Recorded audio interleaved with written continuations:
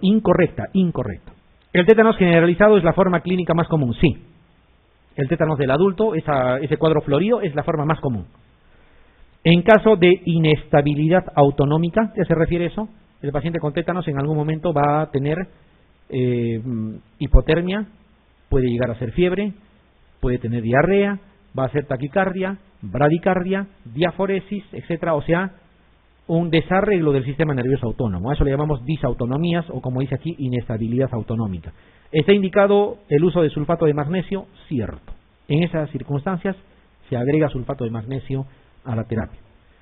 La penicilina G sódica es el antibiótico que mejores resultados ha demostrado para el tratamiento. Falso. Es el metronidazol. ¿Ya? Es el metronidazol. Entonces la alternativa C sería la falsa. D debe de ser correcto. Se debe administrar de forma precoz la inmunoglobulina, Tetumán, y una dosis del toxoide antitetánico que se llama también anatoxal. Está bien. E, el paciente debe permanecer aislado de estímulos sonoros y lumínicos. Por supuesto que sí, con pseudoanalgesia. El principal factor de riesgo para el desarrollo de queratitis y encefalitis por acantamoeba, o sea, invasión de la córnea. La acantamoeba, ¿qué cosa es? Es una ameba de vida libre, ¿ya? Y está involucrado en la mayoría de los casos que producen las amebas de vida libre. O sea, cuando tengan un cuadro de ameba libre y te digan cuál es el agente etiológico y no estás seguro, no es mala idea jugársela por acantamoeba, porque produce la mayoría de los cuadros, ¿ya? Una excepción, ¿cuál es? La meningoencefalitis amebiana primaria, y esto lo produce la Naegleria fowleri, ¿ya? Todos los demás lo produce acantamoeba. Hay que acordarse de la meningoencefalitis amebiana primaria, Naegleria fowleri, todas las demás lo producen acantamoeba. Bueno, entonces, ¿en qué circunstancias esta acantamoeba puede producir invasión de la córnea, hasta ceguera incluso? En gente que practica la natación, cuando hay permanencia prolongada en lugares húmedos, en uso de colirios, uso de lentes de contacto o exposición a procedimientos oftalmológicos. Esto está claro, no hay nada que cranear acá es directo también, uso de lentes de contacto, ¿ya? Los casos que se ha demostrado de acantamoeba a nivel de ojo, ¿ya? Es como antecedente tienen uso de lentes de contacto. Ahora, no se refiere que el lente de contacto por sí solo ya sea un riesgo. ¿Qué es lo que sucede? Muchos lentes de contacto son cosméticos, ¿no es cierto? ¿O no? A uno les gusta colocarse ojos azules, ojos verdes, y es más, se colocan por colocar, de repente con mala técnica de limpieza incluso del artefacto, y obviamente puede contaminarse en algún momento. Lo que se ha descrito es uso de lentes de contacto. Cuando la práctica de natación es un factor de riesgo para Naegleria fowleri, para el caso de la meningoencefalitis amebiana primaria, ahí sí, ¿ya? Ahí sí. Lo demás no tiene nada que ver. Justamente aquí está un ejemplo, miren. Dice una paciente de 25 años de edad, sin antecedentes patológicos de importancia, obviamente es una persona joven, practica natación desde hace 15 años. Inicia cuadro clínico con congestión nasal, cefalea y fiebre. A las 24 horas desarrolla trastorno del sensorio con fotofobia. Ya, o sea, rápido se ha instalado en 24 horas. De lo que inició como algo muy simple, pasó a ser un cuadro severo. Falleciendo a las 48 horas. El líquido cefalorraquídeo fue purulento, o sea, parece bacteriano, pero no hay bacterias, ¿ya? Y aparte de eso, tampoco hay hipoglucorraquia, que sería lo característico de ¿qué? De las meningoencefalitis bacterianas. Dice el patógeno más probable es. Bueno, aquí les están descartando que sean bacterias. No tanto porque no haya bacterias, sino porque no hay hipoglucorraquia, ¿ya? Y polimorfo nucleares te puede dar, para que sea purulento tiene que haber polimorfo nucleares, te puede dar también que la TB al inicio, ¿no es cierto? Pero también te consume glucosa, ¿ya? Entonces no por ninguno de los dos lados. Y les dan un factor de riesgo que es que practica la natación. Y es más, cuando miro las alternativas, ya neumococo no puede ser, ¿no es cierto? No es una meningitis neumocócica porque no parece, no tiene el aspecto, no hay hipoglucorraquia. Mucormicosis es un agente patógeno fúngico que afecta a diabéticos y que se caracteriza por necrosis centrofacial, generalmente es letal también, ¿ya? Y que no es el cuadro clínico, obviamente. Naegleria fowleri, porque el otro dice Haemophilus influenza tipo B, sería, si descartamos neumococo, tenemos que descartar Haemophilus influenza tipo B también. Entamoeba histolítica sí te puede dar abscesos a nivel cerebral, ya, pero no se va a manifestar de esa manera, ¿ya? ¿Por qué se manifiestan los abscesos cerebrales? No es por fiebre, es por cefalea. Cefalea y de mucho tiempo de evolución. Aquí la respuesta es Naegleria fowleri y este cuadro sería meningoencefalitis amebiana primaria. Practica la natación, un cuadro de meningoencefalitis de evolución tórpida, fallecimiento pronto, en pocas horas, y que no se detecta bacterias en el líquido cefalorraquídeo ni tampoco hipoglucorraquia. Ya, eso es meningoencefalitis amebiana primaria, la alternativa C. Es un signo clínico de enfermedad de Chagas en su fase aguda. Ya, en la fase crónica existen el crecimiento de algunos órganos, por eso hay megaesófago, megacolon, miocarditis, etcétera, ¿no es cierto? Y en la fase aguda solamente hay un signo, ese signo de edematización a nivel del ojo, unilateral, ya acompañado de fiebre, que se llama signo de Romaña. Ese es el signo de Romaña, ¿ya? Signo de Romaña. Es el único signo que puede estar presente en el Chagas agudo. No hay más, ¿ya? Signo de Romaña. Pareciera que hubiera recibido un golpe una persona en el ojo y se le hubiera incrementado de volumen edematizado. ¿Qué especies de malaria o qué especie de malaria asocia a proteinuria de rango nefrótico? ¿Cuál es? ¿Cuál es la especie que se asocia a proteinuria de rango nefrótico? Lo habíamos comentado hace un momento, en otra forma, obviamente. ¿Cuál era? Vivax, falciparum, malariae, ovale, naulesi. ¿Qué dicen? Malariae, así es. ¿Ya? No solo proteinuria de rango nefrótico, síndrome nefrótico, propiamente. ¿Cuáles eran los otros infecciosos? Sífilis, brucela, TB, hay que acordarse, también pueden producir síndrome nefrótico. ¿Qué especie de malaria es la que ocasiona la mayor tasa de parasitemias, por lo que puede desarrollar cuadros severos con alta letalidad? Parecido a lo que hemos visto anteriormente. ¿Cuál era? Porque se replicaba cada 24 horas. Naulesi, ¿no es cierto? Naulesi. Falciparum, cuidado con marcar. Es cierto, falciparum te da cuadros graves, pero te está diciendo de entre todas, ¿cuál es la que más alta tasa de parasitemia produce? Es Naulesi. ¿Ya? Naulesi. La manifestación clínica más habitual de la infección por babesia. ¿Se acuerdan? Babesia se parecía al plasmodium, ingresaba en forma de esporozoito, pero ya no pasaba por el hígado, de frente se iba a sangre, infectaba glóbulos rojos, producía hemólisis. Y como va directo, lo hace en más cantidad. La manifestación clínica era anemia hemolítica, así es. ¿Ya? Anemia hemolítica es la manifestación clínica más frecuente, más común de babesia. ¿Con qué se trata? ¿Ya? Con clindamicina más quinina, igualito que en la malaria, quinina más clindamicina. El antimalárico útil en el tratamiento del paludismo latente por Plasmodium vivax. ¿A qué le llaman Plasmodium o malaria latente? A la presencia de hipnozoitos, ¿no es cierto? ¿Con qué se trata? Primaquina, así es. Está bien que la primaquina es de contraindicada en gestantes que cause meteorologinemia en el recién nacido, pero es importante para esto. No solamente en el vivax, sino en el ovale también. Mujer de 28 años, natural de Ica, estuvo 3 semanas viajando por la Amazonía entre Perú y Brasil. El día de su regreso comienza con fiebre y postración. ¿En qué pensaban cuando venía con fiebre de la zona de selva? Tiene que ser malaria, salvo que diga otra cosa. Dice, tras una semana así, presenta crisis comiciales generalizadas. O sea, fiebre, fiebre, fiebre y luego hace convulsiones. ¿Qué prueba realizaría en primer lugar en el servicio de urgencias? Lo primero que tienen que pensar siempre es malaria. ¿Qué es lo primero que van a realizar? Hemocultivos, TAC craneal, electroencefalograma, serología de dengue y fiebre amarilla, frotis y gota gruesa de sangre periférica. Esa sería. ¿Ya? Hay que pensar siempre en malaria primero. Porque si es malaria cerebral y lo dejan pasar, ese paciente en horas se va a morir. Muy bien.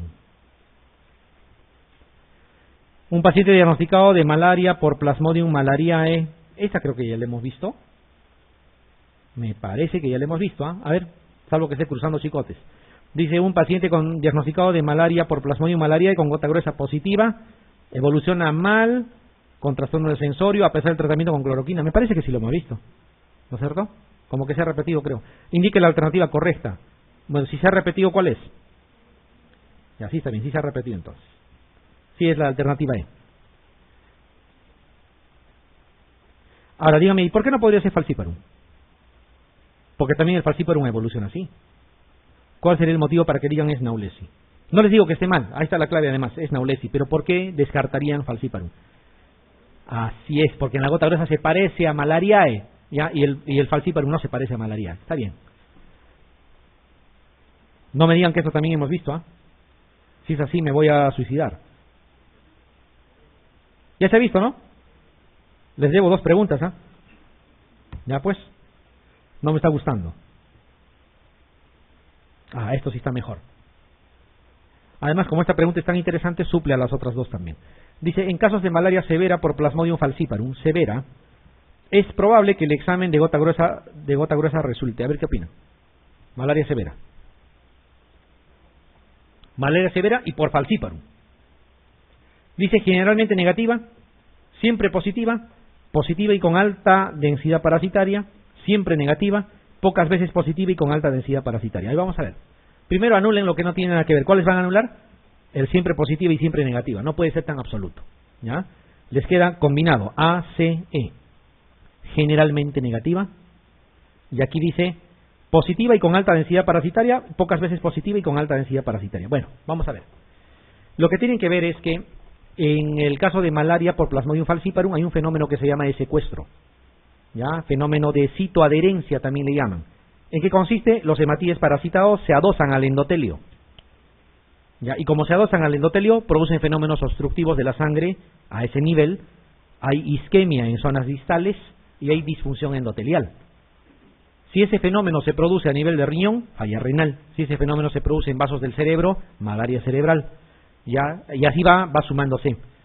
Entonces, si esos hematíes parasitados que deberían estar en sangre periférica no están en sangre periférica, sino están adosados más bien al endotelio, ¿cómo va a resultar la gota gruesa? Negativa, porque justamente no hay a disposición esos hematíes parasitados. Entonces, ¿en qué momento la gota gruesa tiende a ser más negativa que en otras circunstancias? Justamente cuando hay malaria severa. ¿Ya? Ese es un concepto que hay que tener en cuenta. Miren, con ese concepto más, ya B y D no eran, ¿no es cierto? Dice generalmente negativa. No está diciendo que siempre, pero generalmente negativa. Puede ser. La C dice que es positiva y con alta densidad parasitaria. Cuando sea positiva tendrá alta densidad parasitaria si sabemos que está adosado el endotelio. Más bien la densidad parasitaria tendría que ser mínima, porque es poco lo que va a poder detectarse. Y la otra dice pocas veces positiva, hasta ahí es cierto, pero dice con alta densidad parasitaria. No. Más bien sería entonces, ¿cuál sería lo correcto?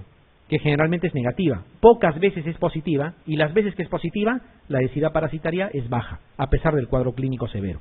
¿Por qué? Porque los hematíes parasitados están pegados al endotelio. ¿Ya? Ese es el motivo. La respuesta sería la A. El tratamiento antimalárico en una gestante con malaria falciparum. Con esto les voy a deber 3. Esto también lo hemos visto, ¿no? Voy a tener que hacer algo, ¿eh? No me está gustando. ¿Quinina, clindamicina? ¿Qué dicen? Entonces no lo hemos visto. ¿Cuál es la respuesta? Ya, está bien, quinina, clindamicina. ¿Por qué era? Porque en gestantes y en niños menores de 6 meses, sí o sí, como malaria severa. Ya, así está caminando, está bien. Ya, ahora sí, ya cambió la cosa. Les debo 3, estoy contando. Dice, el Reglamento Sanitario Internacional y la OMS recomienda la revacunación contra la fiebre amarilla en el periodo D. Eso sí lo saben. Cuando se vacunan contra la fiebre amarilla y ustedes quieren ir a una zona de transmisión y les obligan el carnet, ¿por cuánto tiempo les dicen tiene validez y ya pasó y tienes que revacunarte? ¿1 año? ¿5, 8, 10? ¿De por vida? O sea, una vacunación y ya nunca más les molestan. No, es 10 años. Cada 10 años la OMS y el Reglamento Sanitario Internacional está normado, te obligan a que te vacunes. Pero cuidado, una sola vacuna sí te protege de por vida, está demostrado. ¿Ya? Son dos conceptos diferentes. La vacuna te protege para siempre, pero las normas administrativas te obligan a que te vacunes cada 10 años. Ya se ha hecho estudios de anticuerpos protectores en personas que hace 40 años se han vacunado y tienen niveles óptimos. O sea, una sola vacuna es suficiente. ¿Ya? Una sola vacuna es suficiente. Sin embargo, acá dice otra cosa. Dice que la OMS en cuánto tiempo te obliga, en 10 años. La respuesta es 10. Persona de 23 años recibe la vacuna antiamarílica. ¿Ya? 10 días después inicia cefalea, trastorno del sensorio que evoluciona con ictericia y sangrado. O sea, si se dan cuenta, gracias a la vacuna está haciendo fiebre amarilla más bien. O sea, la vacuna que debería protegerles contra la fiebre amarilla le está ocasionando fiebre amarilla. Porque ha empezado con cefalea, con fiebre, ¿ya? Luego hace ictericia y sangrado, o sea, el fenómeno hemorrágico. Ese fenómeno sí se ha descrito, ¿ya? Se ha descrito. Hay factores de riesgo.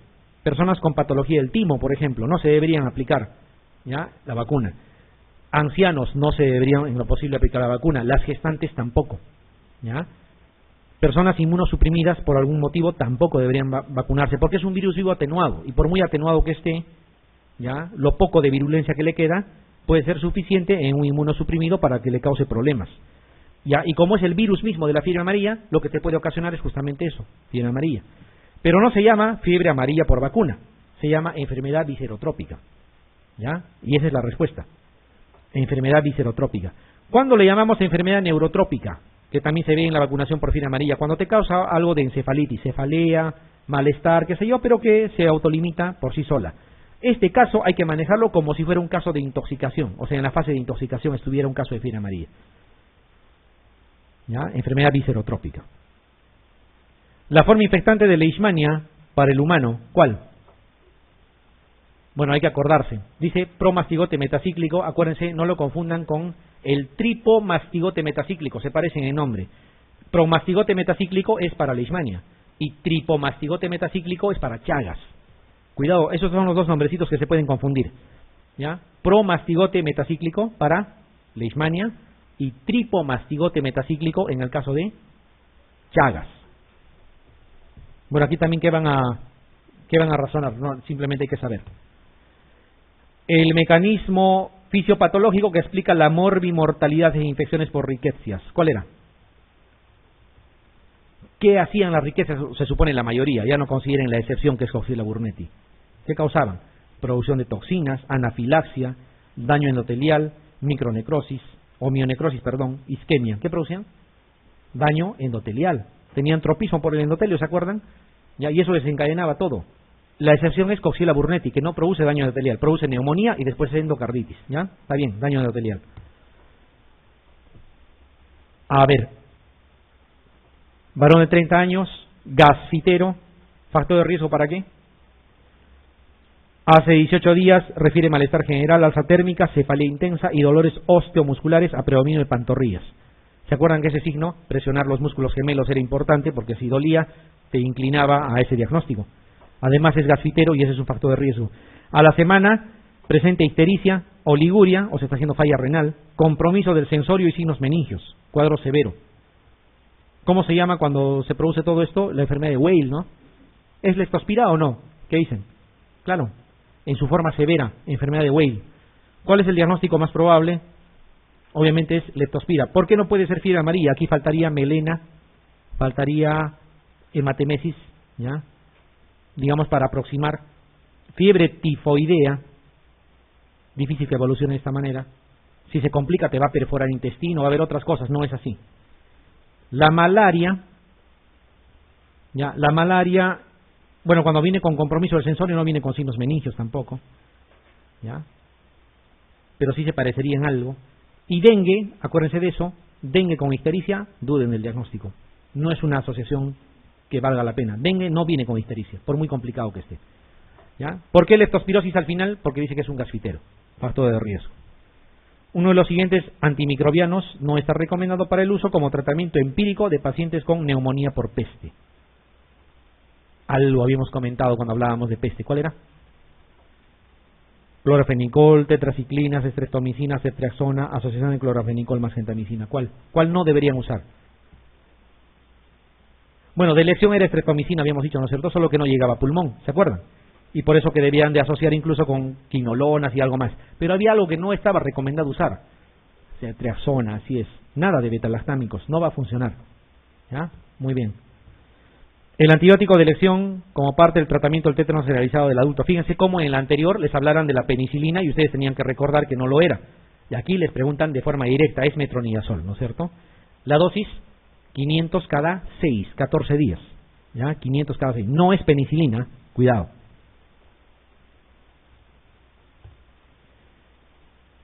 ¿Cuál es el número ideal de viales o frascos de antiveneno que se deben usar en caso de mordedura por ofidios? A ver qué dicen. 2, 3, 4, indefinido, 1. Número ideal, dice. Ojo, no les está diciendo estadísticamente cuál es el número que más veces se usa. No está diciendo eso. Ideal. Idealmente era hasta que remita la hematuria. ¿Y uno sabe cuándo va a remitir? No. Que la mayoría de veces remita con 2 frascos, sí es cierto. La respuesta es indefinido. Hasta que remita la hematuria tú le sigues dando, ¿ya? Hay un reporte de caso interesante del doctor Maguiña, 60 frascos han usado. Ya, está página libre en el internet, lo pueden revisar. Pero la mayoría de veces se ha visto solo con 2 frascos es suficiente, ¿ya? Con 2 frascos. La causa de muerte en pacientes que sufren loxocelismo visceral, ¿cuál es? Sepsis, falla renal aguda, coagulopatía, falla hepática, trastorno del ritmo cardíaco. ¿Cuál es? Falla renal aguda. Por eso que se deben de someter a hemodiálisis. Si se instala la falla renal, es hemodiálisis. La lesión clínica más característica del loxocelismo cutáneo, lo habíamos comentado, ¿cuál era? Lesión necrótica. Bueno, al final sí va a haber necrosis, ¿no es cierto? Pero necrosis cualquier cosa te puede producir, hasta el antrax te produce necrosis. No sería muy característico de los loxoceles exclusivamente. Lesión sangrante, úlcera infectada, sin embargo acá dice placa libedoide. Eso sí es casi patognomónico del loxocelismo. Ya, esa es la respuesta. Placa libedoide. ¿Y el lactrodectismo qué produce? No produce nada en piel. Ya, la mordedura por lactrodectus ya es un efecto neurotóxico el veneno, pero no produce en piel absolutamente nada. En casos de loxocelismo cutáneo está indicado para disminuir el efecto necrótico e inflamatorio en piel. ¿Qué van a usar? Oxa, doxiciclina, amoxiclavulánico, dapsona, tetraciclina. La respuesta es dapsona, pero descartando de que haya compromiso visceral. De lo contrario pueden empeorar la hemólisis. ¿Ya? La dapsona va a inhibir la migración de neutrófilos. Ese es el mecanismo por el cual disminuye la inflamación y evita la necrosis en piel.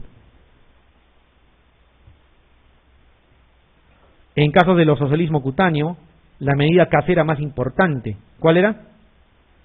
Antibióticos de inmediato, calor local. ¿Qué pasa si aplican calor local? Empeoran la situación porque funciona mejor el veneno en presencia de calor. Calmar el dolor con AINES, aplicar frío local o hielo. Esa es la respuesta. Ojo, esto no se hace en ofidismo, ¿eh? En ofidismo empeoras el cuadro. En loxocelismo sí está indicado. Y muchas veces no van a ver la araña. Ante la sospecha de que han sufrido una mordedura, cojan hielo y colóquense. A veces solamente sienten el lancetazo y no están seguros porque no ven nada. ¿Ya? Esto también es diagnóstico clínico. Listo, ya estamos entrando a la recta final. Es una especie de loxoceles que se considera autóctona en el Perú. Solo del Perú. ¿Qué dicen los loxoceles laeta? Hay en todo lado, no es solamente el Perú. Sí es la más agresiva en cuanto a la toxicidad del veneno. Los loxoceles rufipens, ¿qué dicen? Ese es del Perú. ¿Ya? Porque la reclusa es de Norteamérica, Africanum no va a ser del Asia, ¿no es cierto? Por algo de Africanum, es del África. Y Peruvianum no sé si existirá realmente. De verdad, me parece que es por gusto esta alternativa. ¿Ya? Es rufipens, ¿ya? Rufipens. Su veneno no es tan agresivo como en el caso de los loxoceles laeta. Las manifestaciones que permiten diferenciar clínicamente chikungunya de dengue. Ajá, porque se parecen, ¿no es cierto? O no se parecen. Artralgias intensas. Sí, pues es más intenso en el chikungunya que en el dengue, pero salvo que hayas visto 50.000 casos de dengue y ya tengas en el cerebro un promedio de cómo es el dolor, podrías diferenciarlo en chikungunya. Es subjetivo, ¿ya? Subjetivo. Además, las artralgias a algunas personas las dolerán más que otras se pueden quejar mucho, otras quizá no se quejen tanto. Sí es cierto que es más intenso en el chikungunya, pero no es el dato clínico fundamental. Exantema, en los dos se produce exantema. Postración, dependiendo. El dengue también se complica y puede haber postración en ambos. Nos quedan 2, tenosinovitis y edemas, y el otro dice extravasación de plasma. Bueno, extravasación de plasma es más o menos edemas también, pero tenosinovitis es casi exclusivo de chikungunya, no lo van a ver en dengue. ¿Ya? ¿Cómo van a diagnosticar? Cogen tendones, a la palpación están indurados, incrementados de volumen, con calor local, hay dolor a la flexoextensión, ya sea activa o sea pasiva, ¿ya? Y hay incremento de volumen, tenosinovitis por clínica en los tendones. Esa es la que permite caracterizar. Muy bien.